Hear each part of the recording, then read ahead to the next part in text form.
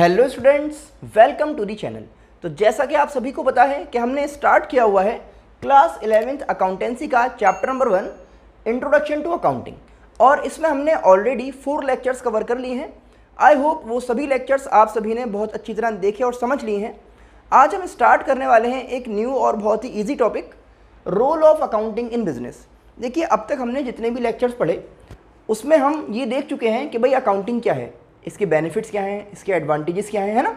तो हमें ये समझ चुके हैं कि भाई अकाउंटिंग क्या रोल प्ले कर रही है एक बिजनेस के लिए। इसी टॉपिक को अब हम प्रॉपरली सीखने वाले हैं, प्रॉपरली समझने वाले हैं। तो यहाँ पर देखिए फर्स्ट पॉइंट दे रखा है मेंटेनेंस ऑफ सिस्टमेटिक रिकॉर्ड्स। देखिए जितने भी पॉइंट्स यहाँ पर है ना, ये कहीं ना कहीं किसी ना किसी टॉपिक में, किसी ना किसी लेक्चर में आप लोग पढ़ चुके हैं। अब ये प्रॉपरली रोल बनकर आ गए हैं कि अकाउंटिंग का भाई ये एक प्रॉपर रोल है बिजनेस के लिए। तो पहला पॉइंट क्या कह रहा है, मेंटेनेंस ऑफ सिस्टमेटिक रिकॉर्ड्स। ये बात देखिए कई बार हो चुकी है कि जो बिजनेस के ट्रांजैक्शंस होते हैं, जो डे टू डे ट्रांजैक्शंस होते हैं, उन्हें हमें रिकॉर्ड करना पड़ता है in the books of accounts. Journal, ledger, trial balance हमें प्रिपेयर करना होता है, जिससे हम ये देख पाएँ कि भाई ड्यूरिंग द ईयर आपने कितना प्रॉफिट अर्न किया। तो ये आप तभी तो देख पाएंगे ना जब आपने पूरे साल प्रॉपर रिकॉर्ड्स मेंटेन किए होंगे। तो आपको कितना नेट प्रॉफिट हुआ, क्या लॉस रहा, क्या आपकी फाइनेंशियल पोजीशन है बिजनेस की, ये आप तभी डिटरमाइन कर सकते हैं जब आपने प्रॉपर सिस्टमेटिक रिकॉर्ड्स प्रिपेयर कर रखे हों। और प्रिपेयर कैसे करेंगे, with the help of accounting. तो ये अकाउंटिंग का रोल है बिजनेस के लिए, ठीक है ना, कि अकाउंटिंग आपके लिए सिस्टमेटिक रिकॉर्ड्स प्रिपेयर करती है।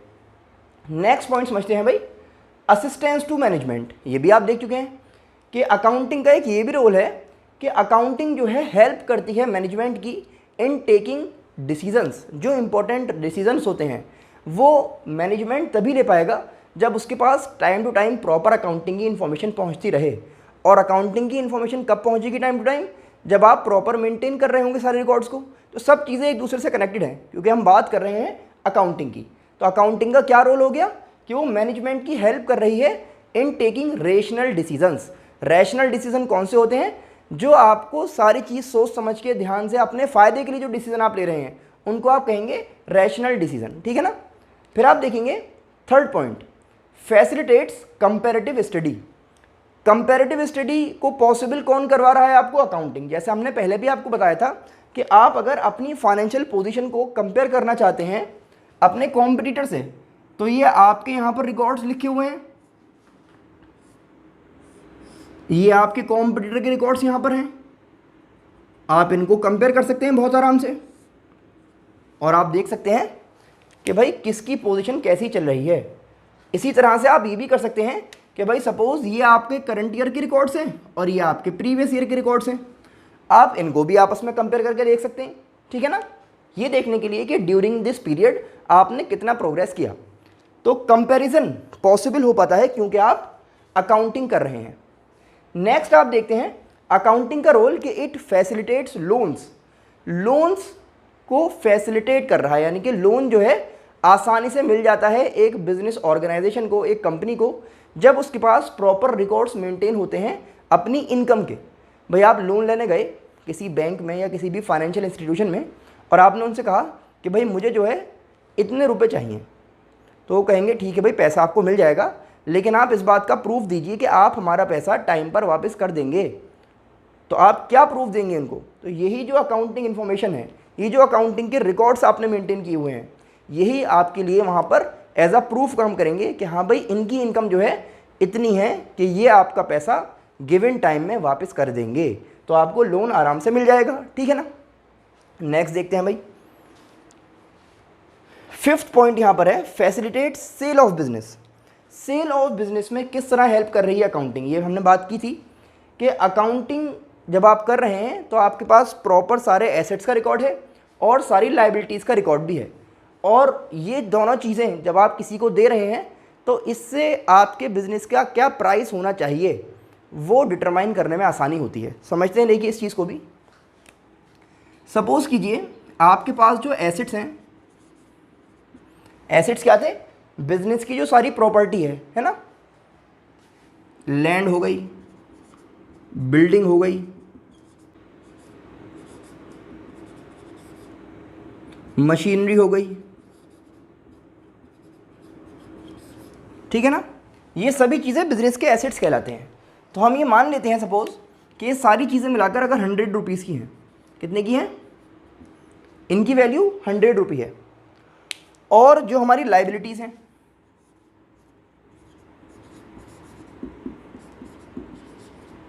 वो हैं सपोज ₹30 की।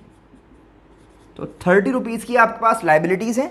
लाइबिलिटी क्या बताई गई थी? लाइबिलिटी होते थे हमारे जो कर्जे हैं, है ना, जो पैसा हमें वापस करना है, जो हमारा पैसा नहीं है बल्कि दूसरों से लिया हुआ पैसा है उधार का, तो वो हमें वापस करना है।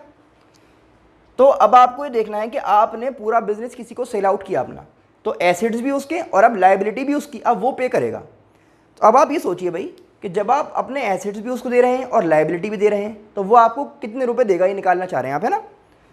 तो 100 रुपये के उसने एसेट्स लिए, प्रॉपर्टी ली, और 30 रुपये आपकी तरफ से वो पे करेगा, तो वो मुझे कितने रुपए दे दे? 70 रुपीज़। परचेज कंसिडरेशन,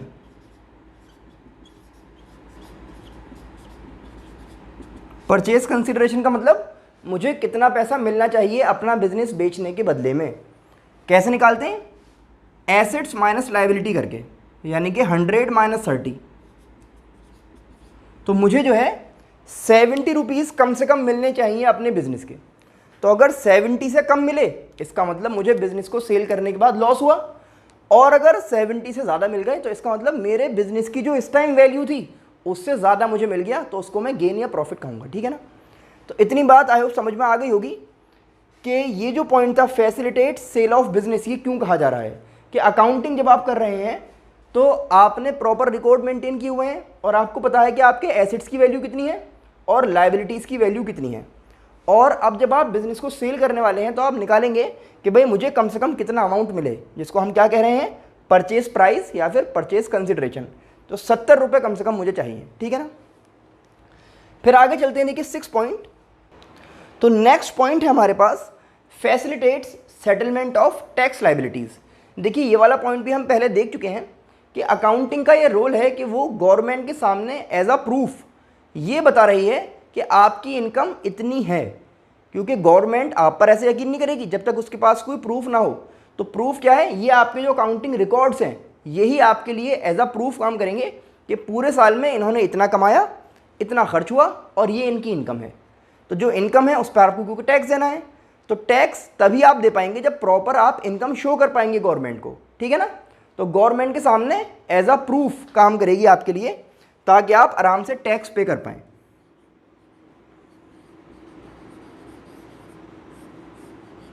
ठीक है ना। लास्ट यहां पर बात आ रही है रिप्लेसेस मेमोरी। ये पॉइंट भी बढ़ा हुआ है आपका कि जब आप अकाउंटिंग कर रहे हैं और आपने प्रॉपर रिकॉर्ड्स मेंटेन किए हुए हैं तो उसको याद क्यों रखें? याद रखने की ज़रूरत जब पड़ती जब हमारे पास इस तरह के प्रॉपर रिकॉर्ड्स ना होते। लेकिन एक दिन में कितने याद रख सकते थे, और एक हफ्ते में कितने याद करते, और एक साल में कितने याद करते? बहुत परेशानी हो जाती। इसीलिए कह रहे हैं याद मत रखिए, जैसे ही कोई ट्रांजैक्शन हो उसको लिख दीजिए। लिखने से क्या फ़ायदा है कि याद रखने का जो झंझट है वो ख़त्म हो गया, सिर्फ आप इसको प्रॉपरली रिकॉर्ड करते रहिए पूरे साल, तभी फ़ायदा है, और आपको इससे प्रॉफिट एंड लॉस भी आराम से पता लग जाएगा। तो ये थे आपके role of accounting in business. I hope सभी पॉइंट्स आप लोगों को बहुत अच्छी तरह समझ में आ गए होंगे, क्योंकि ये पॉइंट हमने पहले भी पढ़े हुए हैं, तो कोई नया कोई ख़ास पॉइंट तो नहीं है। टॉपिक एक था इसीलिए समझा दिया गया है, रिविज़न सा हो गया होगा आपका जो अब तक आपने सब कुछ पढ़ा है। तो इनको आप बहुत अच्छी तरह देखिए और नोट कर लें। फिर स्टार्ट करते हैं नेक्स्ट टॉपिक।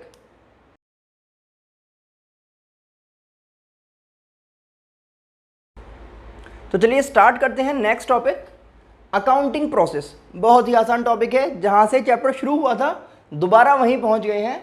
अकाउंटिंग प्रोसेस को समझ रहे हैं। फर्स्ट स्टेप क्या होता है इस प्रोसेस का? फाइनेंशियल ट्रांजैक्शंस और इवेंट्स को आइडेंटिफाई करना। सबसे पहले तो आप ये देखते हैं कि जो एक बिजनेस का ट्रांजैक्शन हुआ है क्या वो फाइनेंशियल नेचर का है या नहीं है।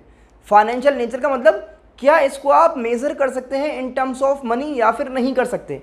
तो सिर्फ वही ट्रांजैक्शंस आप अकाउंट्स में रिकॉर्ड करते हैं जिनको हम मॉनेटरी टर्म्स में मेज़र कर सकते हैं। इसीलिए फर्स्ट सबसे पहले जो काम है, प्रोसेस जो है, पहला स्टेप जो है उसका अकाउंटिंग प्रोसेस का, वो क्या है कि फाइनेंशियल ट्रांजैक्शंस एंड इवेंट्स को आइडेंटिफाई करना। बहुत आसान है।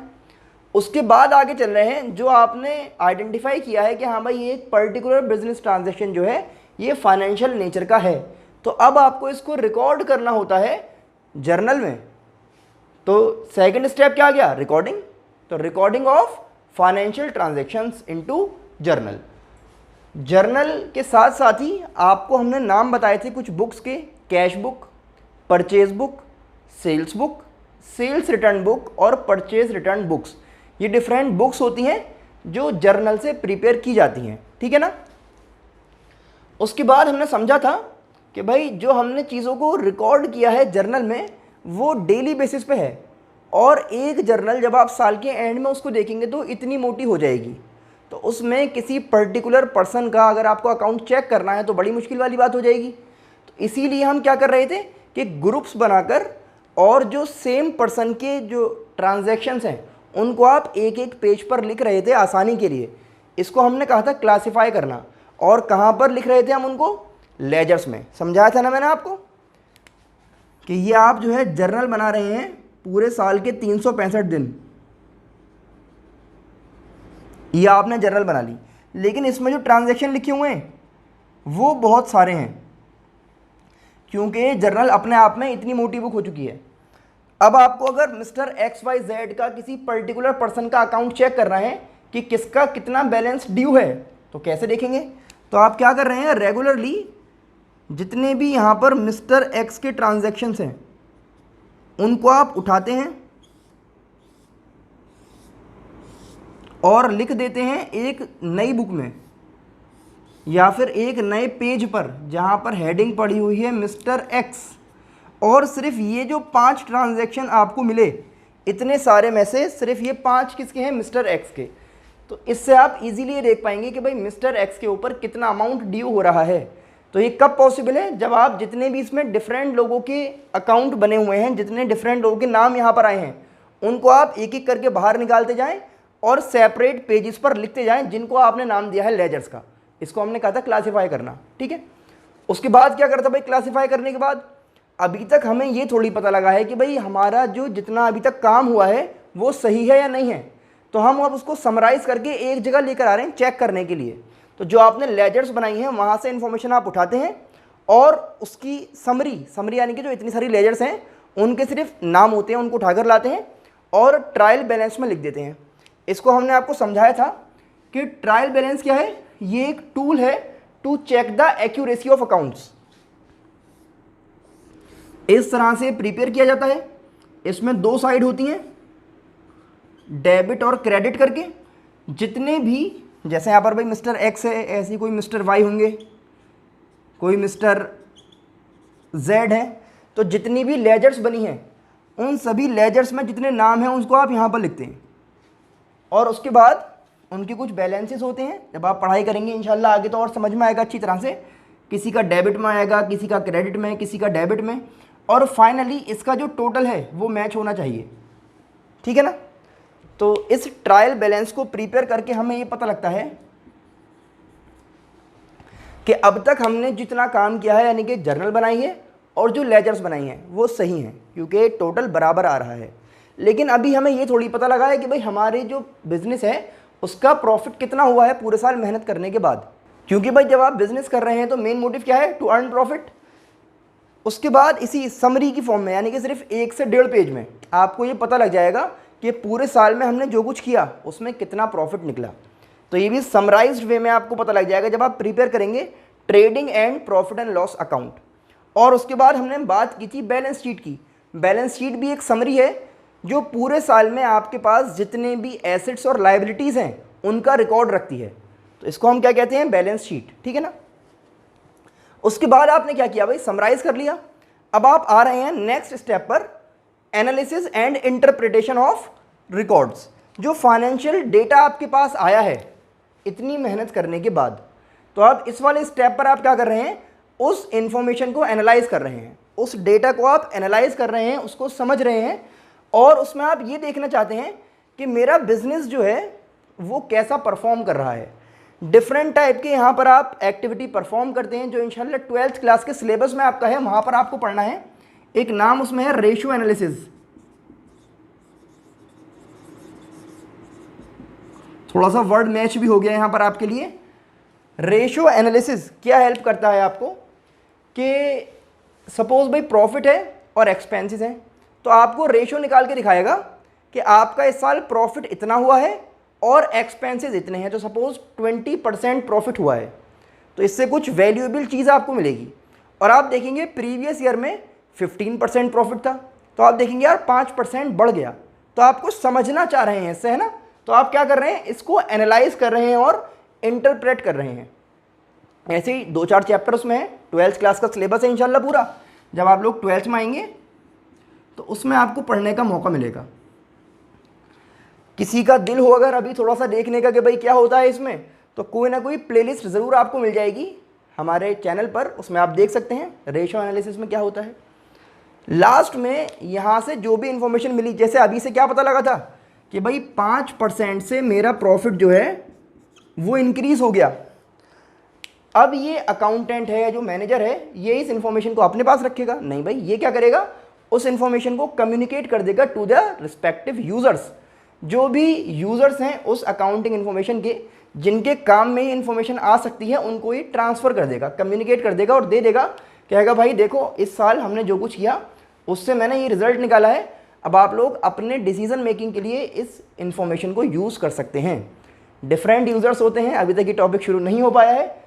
मैंने बताया था आपको कि भाई इंटरनल और एक्सटर्नल 2 तरह के यूज़र्स होते हैं। इंशाल्लाह आगे जब टॉपिक आएगा तब हम इसको स्टार्ट करेंगे। फिलहाल ये था हमारा अकाउंटिंग का पूरा प्रोसेस। पहले भी पढ़ा हुआ है आपने, इंशाल्लाह आसानी समझ में भी आ गया होगा। तो अब आपको करना क्या है, ये जो आज हमने 2 टॉपिक्स पढ़े हैं इनको बहुत अच्छी तरह से देखिए और समझिए और नोट कर लीजिए। अपने फ्रेंड्स को ज़रूर शेयर कर दें। चैनल को सब्सक्राइब करना बिल्कुल भी ना भूलें। हम मिलते हैं आपसे नेक्स्ट लेक्चर में। Thanks for watching.